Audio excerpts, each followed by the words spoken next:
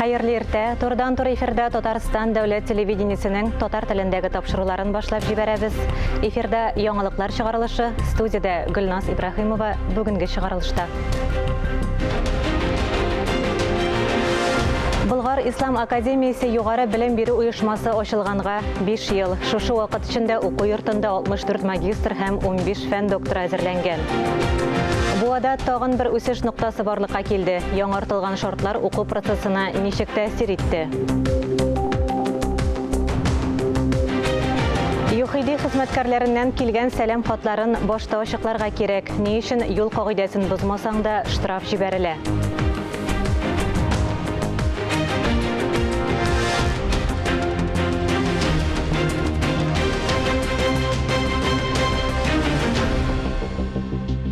Bulgar İslam Akademiyası Yugarı Bilim Biri Uyuşması açılğanğa 5 yıl. Biride İslam bilgiçleri magistrlar hem doktorlar әзірләнә. Быйылгы кабул итү йомгакларына hem яңа уку елына багышланган матбугат очрашуында bu хакта hem гомумән академия эшчәнлеге турында тәфсилләбрәк сөйләнде. Быелдан башлап белгечлек программалары тулысынча әзерләнеп, 3 төрле юнәлеш ачылган. Беренчесе ислам нигезләре һәм хукукы, икенчесе ислам гакыйдәсе, өченчесе Коръән һәм хадислар белеме җыелмасы. Jurnalistlar bilan magistratура юнәлешен алып баручы Әнвәр Әхмәт Шәйх, Болгар Ислам Академиясының ректор вазифаларын башкаручы Айнур Тимирханов һәм башка остазлар аралашты. Ошо кыска гана вакыт ичинде академиянын башакты кубатлы мадди техник базасы булдырылды. Академияда окуу процесси жайга салынды, фәнни проектлар турмушка ашырыла. Фәнни методик оқу азбаплары нәшер ителә. Һәм инде иң мөһиме бүгенге көндә Россиядә беренче тәҗрибә буларак Болгар Ислам Академиясында ислам фәннәре өлкәсендә фән докторлары әзерләнеп чыга башлады. Бу инде уникаль форсат, уникаль мөмкинлек, чөнки безнең яшь егетләребезгә İslam ülkesinde tiren, fundamental bilim alу için kayadыр şekillерге чыгуу ihtiyacı yok bugün günde çünkü халыкара стандартларга туры килген İslam dini bilimi doktorluk программасы дәрәҗәсендә bugün günde Россиядә Болгар Ислам Академиясында тәкъдим ителә. Чыгарылышыбызны дәвам итәбез. Bu ада тагын bir үсеш ноктасы барлыкка килде. Шәһәрнең 2 номерлы лицей базасында физика, химия һәм биология кабинетлары укучылар өчен үз ишекләрен ачты. Ул заманча мәктәп федераль проекты кысаларында эшләячәк. Яңартылган шартлар уку процессына ничек тәэсир итте? Алдагы язма әнә шул хакта. Людмила Егорова лицейда 2 ел эшләй. Яңа кабинет ачылу химия укытучысы өчен зур шатлык. Чөнки уку процессын оештыру һәм укучыларны мотивацияләү яңа шартларда уңышлырак бара. Балаларга да ошый. Для них открывается больше возможностей, они до этого. Аларга яңа мөмкинлекләр ачыла. Хәзер укучылар бүген нинди тәҗрибә үткәрәбез дип дәресләргә ашкынып киләләр. Үсеш ноктасы базасында мәктәптә фәннәр буенча дәрестән тыш эшчәнлек алып барыла. Түгәрәккә химия белән шөгыльләнергә теләүче 15 укучы җыелган. Алар күп кенә тәҗрибәләрне өйрәнеп, кунакларга мастер-классларда күрсәттеләр. Например, үсеш клетки растений или другие там. Яңартылган кабинетларда балалар педагоглар җитәкчелегендә тикшерү эшләре белән шөгыльләнәчәк. Үз проектларын гамәлгә ашыралар. Өлкән сыйныф укучылары имтихан тапшыруга әзерләнә алачак. В ОГЭ с прошлого года ввели... Узган ел төп дәүләт имтиханына тәҗрибә өлеше дә кертелде. Ягъни теорияга өстәмә итеп, яңа җиһазлар ярдәмендә укучылар практикада нәрсәне ничек бутарга, кая кушарга кирәклеген өйрәнә. Үсеш ноктасы проекты 2019 елдан бирле тормышка ашырыла. Әгәр элек гуманитар фәннәргә басым ясалса, соңгы вакытта технологик базаны яңартуга аерым игътибар бирелә. Яңартылган кабинетлардан тыш лицей яңа җиһазлар белән тулыланды. Заманча микроскоплар, химик реактивлар. Скоро будет организована поставка. Тиздән физика, химия, биология, физиология һәм экология фәннәрен өйрәнгәндә кирәкле булган җиһазлар кайтарыла. Моннан тыш шәһәр мәктәпләре робототехника база өлешен өйрәнү өчен конструкторлар белән тәэмин ителәчәк. Киләсе елда 4 авыл мәктәбендә үсеш нокталары үзәкләрен ачу планлаштырыла. Ләйлә Зайнуллина, Алсу Самигуллина, Илнур Кадыров, Татарстан яңалыклары. Бүгін 15 сентябрьдә Казанда пациентлар өчен конның куркынычсыз компонентлары хәйрия донорлык акциясе уза. Кон алу Җиңү проспекты 85 адресы буенча урнашкан Республика кон үзәгендә иртәнге 8-дән көндезге 12-гә кадәр үткәрелә. Авырлыгы 55 килограммнан да ким булмаган шәһәрлеләр донор була ала. Оештыручылар акциядә катнашучыларга истәлекле сувенирлар бүләк итәчәк. Чара ел сайын 17 сентябрьдә билгеләп үтелә торган Бөтендөнья пациентлар куркынычсызлыгы көненә багышлана. Штраф кәгазьләре килү һәр кемне сагайта. Бигрәк тә гаепсез булып та юл кагыйдәләрен бузгансыз дип җибәрелгән түләү кәгазьләре аптырашта калдырырга мөмкин. Безнең хәбәрчеләребез дә шундый очракның шаһиты булды. Александр Лебедевка сәлам хатлары шактый җибәрелгән. Әлбәттә, аларда хәл-әхвал соралмый, юл кагыйдәсен бозган өчен түләү суммасы язылган. Гаепсез килеш, гаепле итеп куюлары әлбәттә табышмак. Мне почтовый ящик прислали на мой адрес, мою фамилию. Но я думал, мне штраф, открываю. Мин башта беренче штрафны алдым. Бәлки ялгышканнардыр дип уйладым. Бер атнадан соң тагын штраф килде. Аннары тагын. Барысы да 2,5 мең. Фото буенча Ford Kuga машинасы, минем номер, хәрефләр дә бер. Юл камерасы аша күренгән соннар Александр машинасыныкы кебек үк. Әмма машина маркасы башка. Ул шул ук көнне ЮХИДга барып, гариза яза һәм штраф гамәлдән чыгарыла. Заманча фото һәм видеофиксация комплекслары юлларда бер юлы 50-дән артык хукук бузу очрагын терки ала. Әмма техникада ялгыша. Беренче чиратта алар тизлекне ачыклауга кагыла, әмма камера номерны ялгыш күрсәтми. Белгечләр бер үк төрле соннар булу сәбәбен алдау схемаларын куллануда күрә. Когда камеры снимают одинаковые идентичные номера, Камераларда бер үк номерлар теркәлгәндә, мөгаен кемдер ялган номерларда йөри, яисә машина йөртүчеләр үзләре алыштыра. Камера хаталары минималь. Татарстан дәүләт автоинспекциясы да номерларны үзгәртү очраклары артуын раслады. Мондый хукук бузучылар буенча хәзер тикшерү бара. Инде ялган номер куллану очракларын белүчеләргә ЮХИДга мөрәҗәгать итәргә кирәк. Шулпан Әмири, Айнур Вәлиәхмәтов, Ленар Хәбибуллин, Татарстан яңалыклары. Рәшит Вахапов исемендәге Татар мәдәнияте иҗтимагый фонды матбугат өчен Биләр Палас кунакханәсе конференция залында Вахапов фондының яңа концерт сезонына багышланган матбугат конференциясе уздырды. Конференциядә безнең хәбәрчебез Фәннур Хәсәнов та булып кайтты. Тулырак алдагы язмада. Планнарга килгәндә иң беренче тагын шундый күңелле хәбәр әйтәсем килә. Бездә 2 ел буе яңа татар җыры конкурсы үткәрелде. Ул шактый кызыклы фикерләр дә, бәхәсләр дә уятты. Әлеге конференция берничә зур бүлекне берләштерде. 3нче яңа татар җыры бәйгесе, халыкара Шәрык базары төрки эстрада фестивале, халык җауһәрләре гастрольләре, Вагапов фест яшь башкаручылар бәйгесе хакында сүз барды. Заманында Илһам Шакировтан татар халкын иң авыр заманнарда нәрсә саклап калды дигәч, ул ислам дине һәм татар моңы, татар җыры дип әйткән иде. Ул хәтта ислам дине белән яшәй укыган татар җырын. Шуннан да бүгенге көндә татарда моң бар икән, тел бар икән, милли гадәтләр, гореф гадәтләр бар икән. Бу беренче чиратта менә әлегедә баягы күңелдә моң булу белән бәйләнгән. Әгәр дә синдә күңелеңдә моң юк икән, татар рухы юк икән, синең милли сыйфатларың инде үзенә үзе барлыкка килә алмый. Җыр дигәнне, бүгенге җырның торышы дигәнне безне борчырлык нәрсәләр бик күп.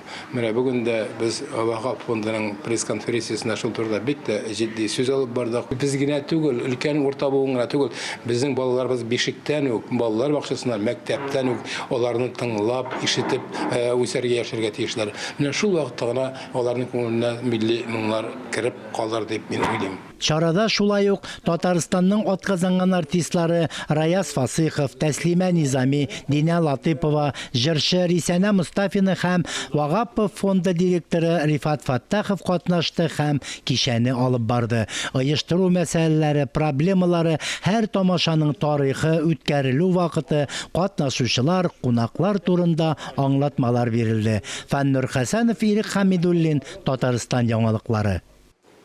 Казаннан яшь талантлар яңа сезонда Россия телеканалындагы «Синяя птица» конкурсында да катнаша ала. Гаризалар җырчы, биюче, музыка коралларында уйнаучы, актерлык яки цирк сәнгате белән шөгыльләнүчеләрдән көтелә.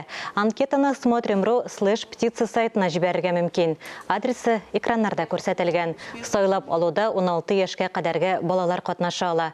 Гаризаларны кабул итү бүген 15 сентябрьдә төгәлләнә. Чыгарылышыбызны дәвам итәбез. Кайбер кешеләрнең олы хезмәтләре еллар узгач та онытылмый. Арабыздан киткән шәхесләрнең хезмәтләрен мәңгеләштерү уңаеннан китап бастыру мөгаен иң уңышлысыдыр. Чөнки атаклы шәхесләр турындагы якты истәлекләр шул рәвешле буыннан буынга күчеп яши. Тапшыруыбызны китап алдым кулыма сәхифәсе белән коллегам Ләлә Зәйнуллина дәвам итә. Исәнмесез, иң изге һөнәр ияләре табиблар турында чыккан беренче китап Габдрахман Әбсәләмовның «Ак чәчәкләре» булса, икенчесе олы җанлы кеше хирург һәм профессор Галиевның «Язмышы» дигән китаптыр мөгаен. Милли китапханәдә медицина фәннәре докторы профессор Ринат Галиевның тормышына һәм профессиональ эшчәнлегенә багышланган китапны тәкъдим итү кичәсе булды. Бер генә китап түгел, ә менә романнар, томнар язырлык. Чөнки әлеге кешенең тарихы бер яктан бик каты гади булса, икенче яктан ул бөтен кеше өчен үрнәк булырлык тарих. Ринат Харис безнең Галиев, ул Россия тарихында булган күп язмышларны кабатлый торган язмыш, һәм ул урысча да бик шамалы гына белгән хәлдә үзен менә нинди зурлыктагы, нинди дәрәҗәдәге Россия гына түгел, бөтен дөнья күләм танылган уролог дәрәҗәсенә үстереп җиткерә. Ул профессор да, ул трансплантолог да, ул шул ук вакытта онколог да, ул бик күп кырлы талант. Ринат Галиев Татарстанда медицина өлкәсендә кеше органнарын күчереп утыртуга нигез салган шәхес. Россиянең һәм Татарстанның атказанган табибы. Россия һәм Европаның уролог, онкологлар оешмасы әгъзасы. Ул нинди генә авырлыкта булмасын, ул операцияләргә алына торган иде һәм аның операциясе һәр вакытта уңышлы уза торган иде. Шуңа күрә аның үзенең алымнары булды, аның укучылары бик күп. Аның укучылары Татарстаннан башлап, мин беләм Сирия илләрендә, Афган илләрендә, якын һәм ерак чит илләрдә бик күпләр. Ул 40 елдан артык дәвалау эше белән шөгыльләнә. Шуның 30 елын Республика клиник хастаханәсендә бөерләр күчереп утырту бүлеген һәм нефрология кафедрасын җитәкли. 2 тапкыр Ак чәчәкләр премиясына лаек була. 2019 елда вафат. Күп нәрсә җитеп бетмәй иде. Күп нәрсәне үзебез эшләйдек. 80 елдан башлап, ул зав кафедра булып күчте, яңа аркыбага күчкәч инде. 80 шуннан башлап, менә соңгы вакытка хәтле бүтән нәрсәләрне тормышка ашырдык. Алтын куллы нәрсәгә тотынса да булдыра торган кеше. Bu kitapta bizimle birge işleyen karışık fotoğrafyalar var, bütünçeli isyanında zalda oturalar. Bizning birinchi пересадка ясаган больнойларда отырганда залда 16 яшьлек малай да. Үзенең уникаль операциялары белән ул меңләгән кешеләрне үлемнән йылып кала. Аның исеме Россия медицинасы өлкәсенә алтын хәрефләр белән язылган. Ринат Харисны мин эшкә килүдән беләм 89 елдан. Ул шын зур шәхес, зур укытучы. Беренче операцияларны миңа өйрәткән кеше ул. Шуның белән бер ул гомер буе ул врач булырга да өйрәтте, хирург булырга да өйрәтте, кеше булырга да өйрәтте. Ул үзе бик кешелекле кеше, бик оста шәхес, бик оста куллы хирургия. Ул иртәннән кичкә кадәр зур операциялар ясый торган. Ул вакытны bir җирдә дә безнең илдә ясалмаган операцияларны ясый торган кеше. Китапның идея авторы хатыны Галия Галиева, язучы авторы Валерий Мирошников. Кичәне Валерий Мирошников Лилия Аппакова белән бергә алып барды. Ак гөлләрдән җан җылысын алып, йөрәкләргә саласы иде. Ак чәчәкләр кебек аппак булып, саф күңелле каласы иде. Әйе, ак чәчәкләрдәй ак күңелле, изге жанлы кешеләр генә саваплы да, җаваплы да хезмәтне үти шатлык өләшә аладыр. Авыллар тарихын өйрәнү изге һәм кирәкле гамәл. Кайбыш авылы тарихы турында китап нәшер ителде. Авторларның сүзләренчә, алар авылдашлары Хәлим Гарипов калдырган кулъязмаларны кулланган. Татарстанның атказанган төзүчесе Фәрит Гарипов Казанда, Әдип Садриев Буада яши. Китапны алар 7 ел элек яза башлый. 2022 елда китап басылып чыга. Басманы һәйкәлләрдә безнең хәтер дип атаганнар. Һәйкәлләр кабер ташларыннан даже укып, галимнәр тарихның кайдан килеп чыкканын, кемнең кайчан яшәгән, нәрсә эшләгәнен аңлап безгә тарихлар язалар. Шуңа күрә безнең киң хәтерле памятникта 474 кеше язылды. Һәрберсе китапка лаеклы кешеләр. Бөек Ватан сугышында һәлак булган Кайбыш авылы егете Хафиз Төхбиев авторлар сүзләренә караганда Советлар Союзы герое исеменә тәкъдим ителә, ләкин дәрәҗәле исемне ала алмаган. Китапта Кайбыш авылы турында күп мәгълүмат бар. Аның беренче йөз битен Хәлим Гарипов язып калдырган. Ул мәктәпнең беренче директоры, заманында Маяк колхозына нигез салучы булган. Кулъязма Казан федераль университетында сакланган. Шулай ук җирле китапханә материаллары да кулланылган. Хәлим абыйдан калган иң беренче тарихта миндә саклана кулъязма. Авыл тарихы, мәчет тарихы, мәктәп тарихы һәм дә biz Тукай музей директорының Гүзәл Фәрдин кызы белән тоже тыгыз элемтәдә күп мәгълүматларны ул безгә биреп бара. Без аның белән бик тыгыз элемтәдә эшлибез. Үткәнен белмәгән халыкның киләчәге юк. Үткәннәрне барлап, олыларны зурлап яшик дип бүгенгә саубуллашам. Салым халыкны кызыксындырган иң актуаль темаларның берсе. Шуңа да бүген студиябезгә Федераль салым хезмәтенең Татарстан Республикасы буенча 5-нче районара инспекциясе бүлеге җитәкчесе Мөнир Шәйдуллинны чакырдык. Белгеч белән журналист Миңназым Сәфәров аралашты. Хәерле көн, мөхтәрәм җәмәгать. Салым ул мәдәниятле, алга киткән илдә яшәү өчен түләнә торган бәя дигән бер акылиясе. Бу бәя ничек билгеләнә? Аны быел арттырмадылармы? Салым ташламалары кемнәргә тиешле? Әлеге һәм башка сорауларга җавап бирү өчен без бүген студиягә Федераль салым хезмәтенең Татарстан Республикасы буенча 5-нче районара инспекциясе бүлеге җитәкчесе Мөнир Әмирулы Шәйдуллинны чакырдык. Хәерле көн, Мөнир әфәнде. Хәерле көн, исәнмесез? Халыкта мондый гыйбарә бар. Үлемнән һәм салымнардан котылып булмый дигәнме? Менә салымнар бит төрлечә булган мөмкин. Физик затларга сез без гади кешеләргә әйтәбез инде. Сез аны физик затлар дип әйтәсез. Аларга нинди салымнар каралган? Шулай исәпчеп китик әле. Безнең елга бер тапкыр физик затлар милек салымнарын түлиләр. Милек салымы дигәндә инде без менә физик зат буларак үзебезнең исемгә алабыз милек милкәт, аны теркибез. Һәм менә теркәгәннән соң әлеге милекнең хуҗасы булып санала башлыйбыз. Ул булырга мөмкин инде без йорт сатып алырга мөмкин, фатир, бүлмә булырга мөмкин. Машина, автомобильләр күп төрле biz сатып алабыз. Шулай бит мөмкиндә. Аннан соң җир кишәлекләре сатып алабыз һәм үз исемебезгә теркибез яки законлаштырабыз дип әйтәбез инде. Менә шушы вакыттан без инде әлеге милек милкәтнең хуҗасына әвереләбез һәм закон нигезендә елга бер тапкыр әлеге милеккә салым түләргә тиешбез. Чөнки безнең төп законыбыз Россия Федерация Конституциясенең 57-нче маддәсендә язылган, һәрбер гражданин законлы рәвештә билгеләнгән салымнарны түләргә мәҗбүри дип язылган. Шуңа күрә без елга бер тапкыр менә физик затларга әлеге милек салымнарын исәпләп түләү өчен хәбәрләр җиткерәбез. Әлбәттә заман үзгәреп торгач, аның салымның да күләме арта торгандыр. Бу ни күләмдә башкарыла, ни дәрәҗәдә арта еллык салымнар? Замана агымы белән бергә бит без җәмгыятьтә дә зур үзгәрешләр бар, чынлап та без менә милек милкәт дип әйтәбез инде. Без үзебез күреп торабыз милекнең бәясе ничек үсеп барганын. Шулай бит. Элекке без милекне алырга мөмкин идек. Бик арзан гына бәягә бүгенге көндә шактый кыйммәтләнде. Һәм инде без элекке 2015 елга хәтле милек салымын исәпләгәндә инвентаризация бәясеннән чыгып исәпли идек. 2015 елда закон кергәннән соң безнең милек салымнары милекнең кадастр бәясеннән чыгып исәпләнә башлады. Һәм инде ул закон буенча шулай каралды. Әгәр дә без кадастр бәясе буенча беренче елны ук түли башласак, ул шактый зур суммага чыга иде. Шуның өчен закон рөхсәт итте. Бүлепләргә илешләп әкренләп кенә менә кадастр бәешенә күчәргә әкренләп кенә 5 ел эчендә күчү каралган иде. Ягъни без менә бу яңа кадастр бәешеннән түли башлаганда без беренче елны еллык салымны 20% гына җиткердек һәм салым түләүчеләр түләде моны. Киләсе елны 40% шулай әкренләп арта барды.